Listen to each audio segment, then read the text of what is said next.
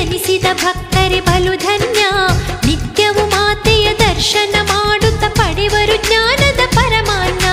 ಕೇಳುಕೊಳ್ಳದೆಲ್ಲಬಹುದು ಶ್ರೀ ರೇಣುಕಾಂಬೆಯೇ ಬುಧೋ ಬುಧೋ, ಪರಶುರಾಮನ ತಾಯಿ ಬುಧೋ, ಜಮದತ್ತಿ ಸುತೆಯೇ ನಿನ ಬುಧೋ ಬುಧೋ. ಕರುನಾಡಿನ ಸವದತ್ತಿಯ ಧರೆಯಲ್ಲಿ ಜನಿಸಿದ ಭಕ್ತರೆ ಬಲು ಧನ್ಯ.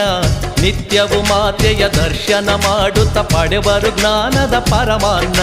ಧರೆಯಲ್ಲಿ